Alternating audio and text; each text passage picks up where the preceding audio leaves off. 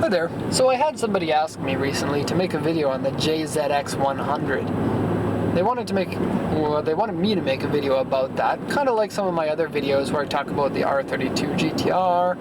I got another one on the S13, which I don't know if I've posted yet, and I think one on the S15. I don't know. And so there are a number of cars that we commonly get asked about, but we don't sell a lot of them for various reasons. And the reasons why I made those other videos was to kind of explain the problems and the difficulties of buying them. And with those cars, the problem was not really the same as the JZX100. And the JZX100, let's back up a little bit. This is the chassis number of a trio of cars made by Toyota from 1996 until 2000 or 2001 or something. And the three cars are the MarkII, Cresta, and the Chaser. And they're all basically the same car with the same engine, but they have slightly different styling in the headlights, tail lights, roof panel, windshield, rear window, maybe the doors, I don't know. And so this car is hard to buy. Not because there aren't very many good ones around. There certainly are a lot of good ones. But there are a couple of things. Number one, like those other cars, they're commonly used for drifting. They have a long wheelbase, very reliable engine that's easy to get good horsepower out of. By the way, it's a 1JZ single turbo engine. And the single turbo 1JZ is one of Toyota's best engines. I prefer it over the 2JZ just because it's a smaller capacity. I heard that the head flows better than the 2JZ head. I don't know the technicality of that enough, but a lot of people will take the 1J head and put it on the 2J, and they call this a 1.5J. And so, because the car is popular with drifting, a lot of them have been modified. And this is one car that I really prefer the look of the modified ones over the stock ones. That's not to say I don't like the stock ones. In fact, nowadays so many of them have been at least lowered with big rims, 18, 19-inch rims. I guess 18 is more popular, 17, 18 for this chassis. That it's kind of special to see one that hasn't been modified. And so when you do see one that hasn't been modified, especially a Tourer V, which is the turbo version, because you can get them without turbo if you want, it's special and it's nice to see. But the car looks so good modified that, you know, if I were to get one, I would get one that's been lowered, put on nice rims, and get a subtle body kit for it. There are a lot that have wide bodies on them. I think they look great with a wide body. And yeah, because they're used as drift cars, lots of modified ones, especially with like mechanical LSDs, which makes them not fun to drive as a street car. Because then when you drive in the parking lot, your car goes junk, junk, junk, junk, junk, junk when you're going around the corner. And it's, you know, try explaining that to a non-car girlfriend who's sitting in the passenger seat. Yeah, the car is doing that on purpose because I like it to act that way. One thing that car guys don't understand is that non-car girls, they don't think that that's cool. But car guys always think that girls think that their car knowledge is cool. And all these little modifications make them cooler. Not really the case in my experience, but that's why it's a good thing to find a car girl. Car and girl was hyphenated there.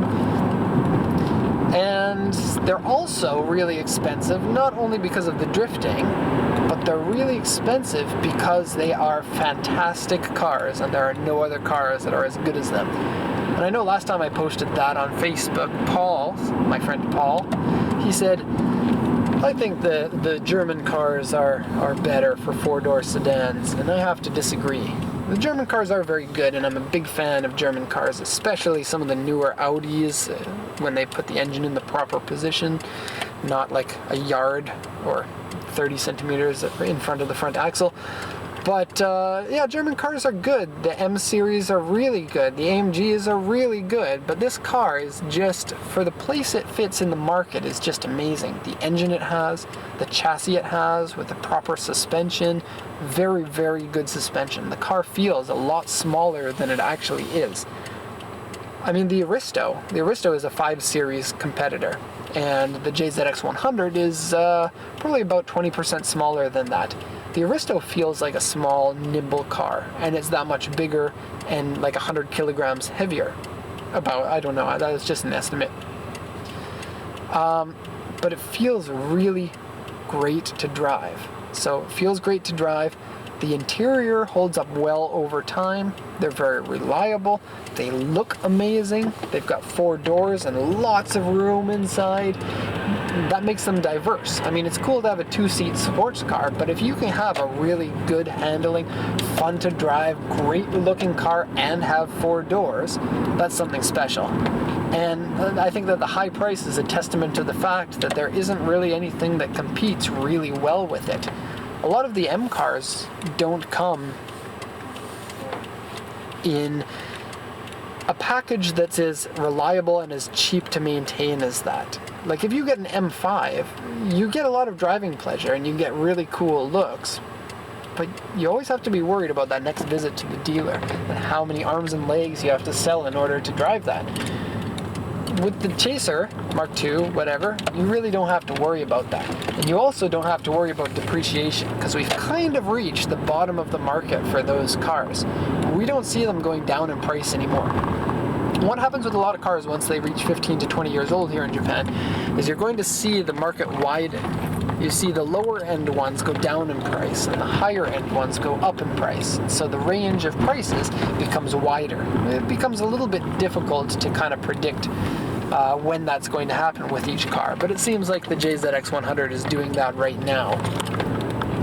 And that's good. If you keep your car in good condition, you don't have to worry about depreciation at all, which is something that you have to worry about with some of the German cars. Not particularly the M series, but certainly any AMG other than, for example, a Hammer or like a E500 6.0. Most AMGs are worth half the cost of a Chaser these days for the same year. And so overall, I can't really think of a car that I like better than those ones that ticks all those boxes. And I highly recommend that you pick one up if you've got the means, which unfortunately a lot of people don't have the means when they look at the fact that you can get an Impreza for literally half the price. Oh, gotta close off now. I'm going through a toll booth here and my camera's stuck to the window. Goodbye everyone, hope you liked that video.